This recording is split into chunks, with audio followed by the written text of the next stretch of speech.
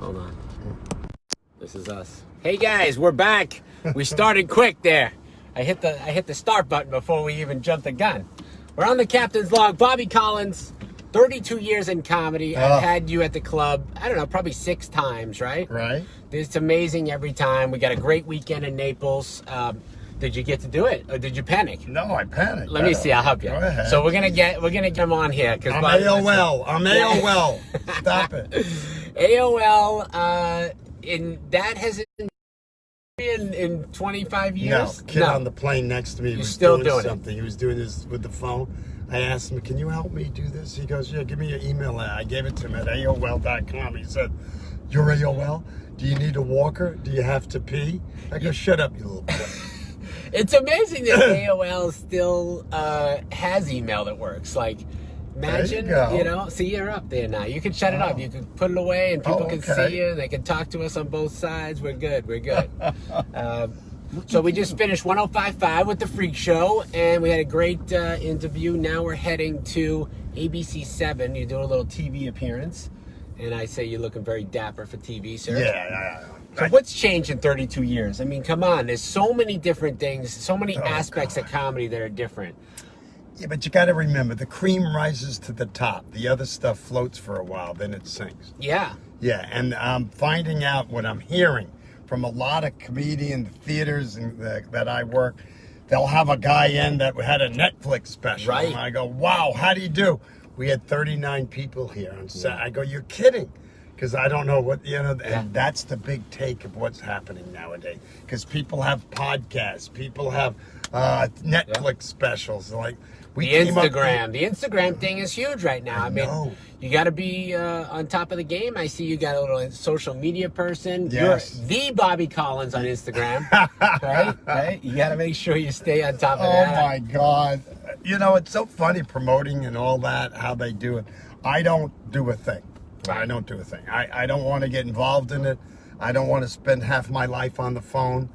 In California, they say the average 3 or 4 year old now in our country can unlock an iPhone. Oh, and without go a to doubt. The apps they play with. Absolutely. On the iPad especially, you'll see them swiping. There's Yeah. little kids still in the stroller. I know. Little tiny ones. I know. When I was 3, I got my tongue caught on an ice tray. I was like, nah. Unbelievable. When I was 5, I think I licked the stove cleaner. Remember they used to spray the stuff on the stove to clean it? I licked it, and I was in the hospital. Is right? that true? Yeah, because I got the, poison or whatever. The very next day, I opened up a bean bag and I stuck a bean up my nose. They had real beans back then. It swelled because of the moisture. Then I had a nose. I had to go back to the hospital again. My parents probably wanted to put my parents in, protective custody. The DCF had to be called. These kids, they spend their lives on the phone. Yeah. Hey, put it down. Talk to people. Learn what someone's like. Look in someone's eyes. They tell you the world. I grew up in New York on the subways. You look in people's eyes and you can tell, why is this guy hiding so much about himself? He's not showing himself. Right. I don't get it. There is a lot of changes. I mean, I understand the kids on the phone these days. I also understand that they can interact with a lot of kids on the phone. So it's not like they're antisocial. It's just a different way of communicating. Well, it's a different way of communicating, but it also makes them brave because they don't have to be right in front of the person and seeing you or having your opinions discussed. They could just put it out there. To me, it's just a false sense of security. And they lose the customer service aspect, where you have a regular interaction, because on the phone it's like, yo, what's up? Hey, why WYD, what you doing, right? That's it. Like, so when they talk to people, I think that you see a lack of ability to communicate, but they do communicate. I mean, knowing that they can get in a group chat and talk to 20 kids at the same time, like every night, they're communicating. I was brought up in New York. We were brought up, look both ways down a one-way street. These kids walk. Absolutely. And their minds, why do you think so many hit and runs now? They're getting hit. They're walking the streets. Put the phone down. In California where I live, if you walk out into the street, put one foot in the curb, out off the curb. Yeah. cars have to stop, otherwise you get a ticket. New York, a red light is just a suggestion. Right. Yeah, you're not going to really stop. It's pink. Know, come on. It's pink. That's it. It's not really red. I don't get it with these kids. So you just shot a pilot, right? Yep. Did a new pilot. With Quentin Tarantino. I heard you His had people. a lot of conversation with that. Yeah, it's going to be fun. It's going to be fun. We'll see what happens. Again, it's Hollywood. Yeah. You know, I live out there. And to me, it's still probably one of the most phoniest places I've ever seen. You know, it's all of how you look, what It's you the wear. Instagram of real life. People's faces, Right? the women, and you go, oh my God. It's the real life Instagram. Right. Everything's fake on Instagram. It must be fake in Hollywood. It is. It's just, oh my God. I saw somebody the other day that I hadn't seen, and her face.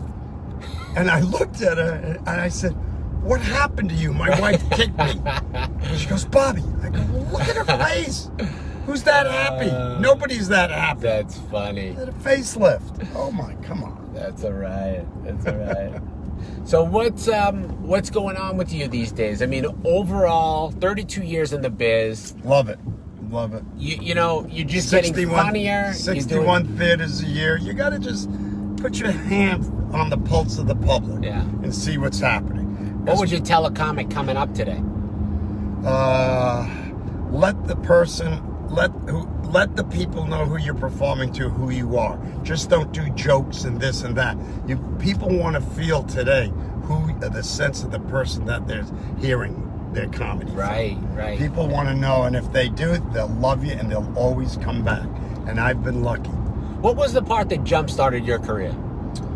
How did you go from, doing open mics to all of a sudden headlining theaters and, big venues? I was in a comedy club called Catch a Rising Star, and a guy came over to me, and I was doing it for about a year and running and doing 5 gigs a night, different clubs. And some guy came over to me, an old guy handed me his card, and he goes, have your agent give me a call. And I go, agent? I go, you mean my parents? I didn't know. Right, yeah. And I took it to a guy that was interested in me, an agent, and he said, who gave you this card? I go, this guy. And I gave him the card. He goes, do you know who this is? I go, no. He goes, that's Frank Sinatra and Cher's manager. Starting? I opened for them.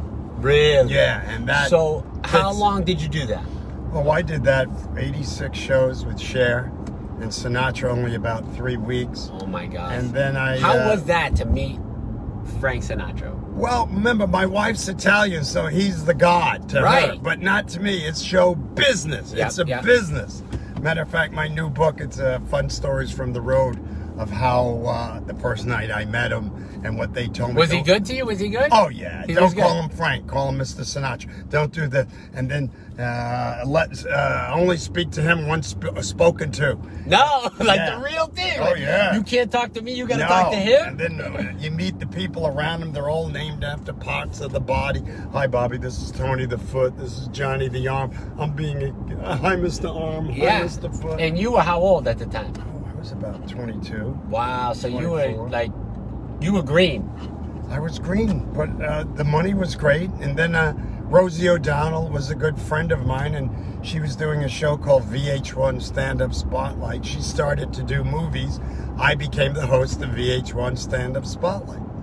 And then I did a bunch of commercials for Certs, for Speidel watches, for Budweiser. And then one day Certs came over to me and they said, hey, we want to use you again in 5 commercials. I go, great. They go, can we put Certs presents comedian Bobby Collins? I said, I'll pay you to do that. And they did. So I got known through that. And then parts in movies and parts in television. Yeah, it's just, I love comedy. What's the most, something you really hang your hat on, the proudest moment in your career? I'd say the birth of my daughter, who's a special needs daughter. She doesn't walk or talk, but I was brought up in New York, and those people, they have a heart like you can't believe. And for me to have someone, God doesn't give them out to anybody. For me, it was to learn and grow and be part of that environment, and I thank God every day for it. Wow, that's amazing. Yeah. And she's how old now? Because I know she's that you... 25. But if you see her, she looks like she's 12. Okay. She's little, she's sharp. Yeah. But she's wonderful. She's amazing.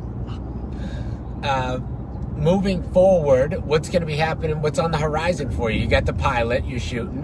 We got the pilot.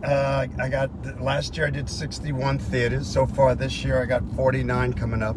I just love doing those theaters. Yeah. You know, you go out there, you do an hour and a half, hour and 20 minutes, have an opening act. I usually have Chris Roach, who was on.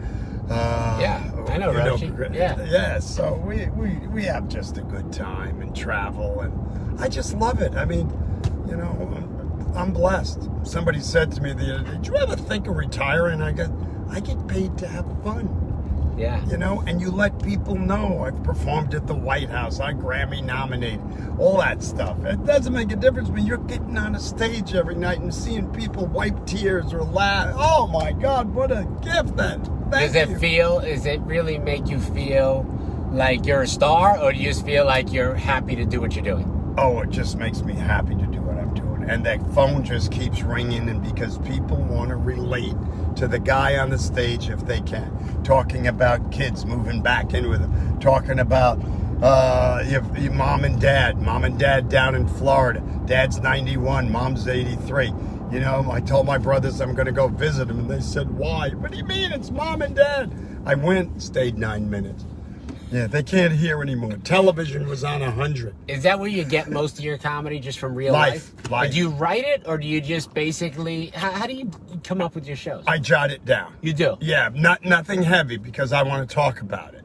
You know, like I was just in Israel, and I performed 8 theaters in Israel. But you got to talk about it. I'm not Jewish, but I learned a lot. Baruch atah Adonai Eloheinu melech haolam.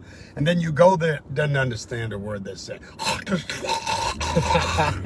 I go, clear your throat, get a loogie, you know. Right. You learn different things. Sure.